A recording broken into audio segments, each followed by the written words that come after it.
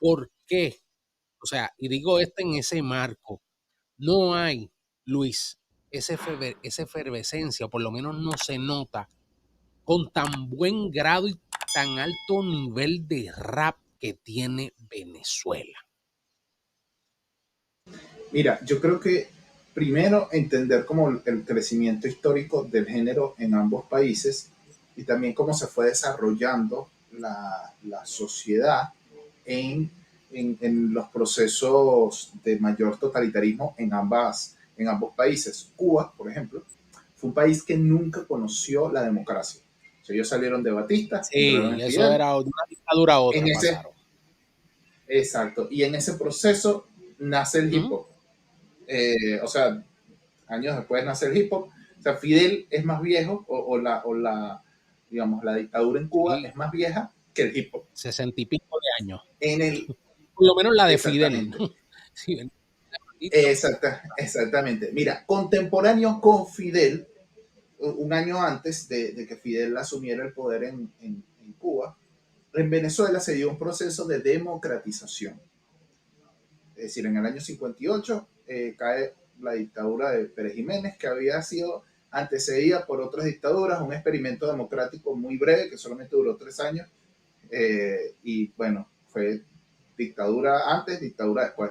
Y desde el 58 empezó a Venezuela a existir un proceso democrático, una Claro, constitución nueva, etcétera, desarrollo, que es parte de lo que tú decías ayer, que éramos el país chacho, más rico papi. No, yo te digo de la la verdad, yo región. visité Venezuela y Venezuela era otra cosa. Tú ibas a los sitios, o sea, modestia aparte, yo que he sido comunicador por lo menos durante toda mi vida, desde mi época en la universidad, estamos hablando de 1988, 89, que comienzo en lo que es la radio, sobre todo lo que es la difusión pública, y cuando yo iba y trabajaba en 11Q, en La Mega, en estaciones de gran renombre, tanto AM y FM en Puerto Rico, y sin embargo, cuando me topo a Venezuela, a donde primero me lleva, sobre todo mi hermano Horacio Blanco, de Desorden Público, es al FM Center. Cuando yo vi aquello, yo dije, diablo, esta gente se fueron por encima con la tecnología a nivel de radiodifusión. O sea, estamos hablando que años después fue que vinieron a llegar, por decirlo así, cadenas grandes como lo son iHeartRadio, SBS en Puerto Rico, que suman en un solo edificio muchas emisoras de radio, pero estamos hablando de que aquel edificio era una montaña donde tú te parqueabas o te estacionabas, de hecho quedaba al lado, si no me equivoco, al lado de Venevisión. Y tú te parqueabas en el FM Center arriba y solamente había un parking, había como que una puertita, pero cuando tú abrías aquella puerta, que había una escalera por ahí para abajo, eso eran emisoras de radio AM, FM, pero un montón. O sea, y bien equipadas a nivel de que tú veías en la pantalla de las emisoras FM grandes allá, lo que estabas viendo era MTV Latino y el tipo estaba animando. O sea, si hubiera una cámara y fuera para los tiempos de hoy del YouTube, eso sería un palo. Y estamos hablando de los 80. Totalmente. Totalmente. Y de hecho esos años, los años 80, fue un proceso como de desgaste democrático en el que, bueno, dio cabida a que Hugo Chávez llegara al poder en el 98. Previo a eso, Hugo Chávez dio un golpe de Estado, etcétera. Fallido, Intentó sí, dar un golpe fallido. de Estado. No lo logró, pero Hugo Chávez llegó al poder a través de un proceso Uh -huh. democrático, que fueron unas elecciones. Eso es importante señalarlo porque de ahí en adelante se dieron otras cosas, ¿no? Antes de eso, el experimento de hip hop en Venezuela, primero tenemos el primer rap en español grabado que es la pista de Sugar Hill con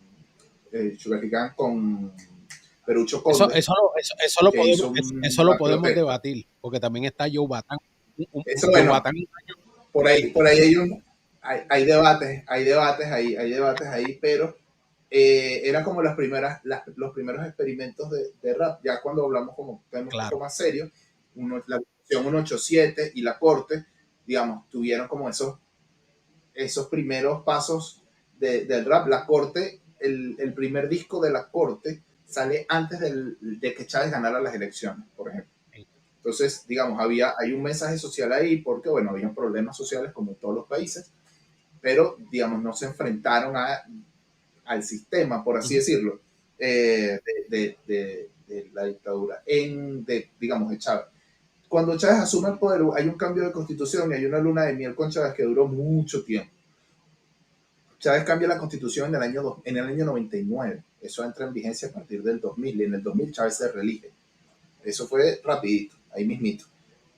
La Corte saca su segundo disco en el año 2000, que es La Corte Imperia, que quizás es el disco más famoso de la Corte.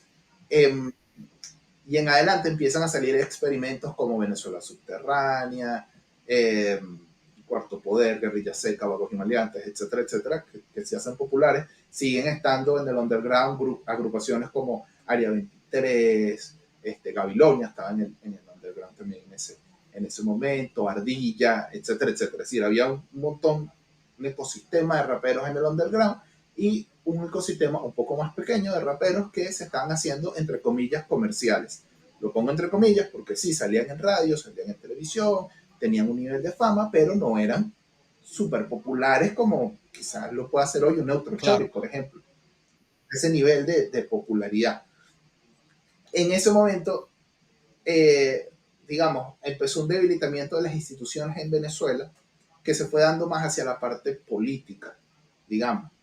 Quizás el hecho más trascendental o lo que marcó un cambio fue el 11 de abril de 2002, donde, bueno, hay un debate ahí si fue golpe de Estado o si hubo vacío de poder, pero en fin, es que sacan a Chávez del poder por 3 días y vuelve Chávez al poder, y eso también generó como una ola de canciones y cosas, algunas a favor, otras en contra. Hay personas que le protestaban a Chávez porque Chávez en ese momento estaba muy radicalizado. Es decir, hubo un movimiento ahí de hip hop interesante. Guerrilla Seca tiene una canción bastante buena que se llama Golpe de Estado, que está en el disco de La Realidad Más Real, que es un temazo. Y Vagos y Maleantes también, digamos, tiene algunas cosas, pero en el hip hop, en el hip hop, a partir de ese año empezaron unos cambios en Venezuela que fueron misiones sociales. Es decir, toda la ayuda social que daba el Estado se convirtió en misiones. Entonces hubo misión para la educación, hubo misiones para la salud, hubo misiones para un montón de cosas. Desde mi opinión, una estrategia para montar un paraestado, es decir, para debilitar lo que ya existía, sino decir, bueno, esto se hizo gracias a Chávez, porque ya tú tenías un buen sistema de salud pública, entonces lo que hicieron fue poner módulos de barrio adentro, o sea, módulos de atención de salud primario, que se le llamó barrio adentro, ubicados en los distintos barrios de la ciudad, que en muchos casos salvaron vidas, ¿por qué no? Pues, digamos, hay que reconocerlo también, pero quizás también hubiese podido invertir en los hospitales para que no se te estén cayendo como se están cayendo hoy, por ejemplo. En esa misma ola de proyectos sociales, nace un proyecto que se llama Tune el Fuerte, que es un proyecto cultural que fue muy importante para el hip hop venezolano. Tú ayer mencionabas lo de las cumbres de hip hop, lo mencionaste sí, porque en tu podcast. allegados de Puerto Rico que asistieron a esa cumbre. Exactamente, y todos esos podcasts nacieron en estos mismos proyectos que eran paralelos o apéndices de Tune el Fuerte.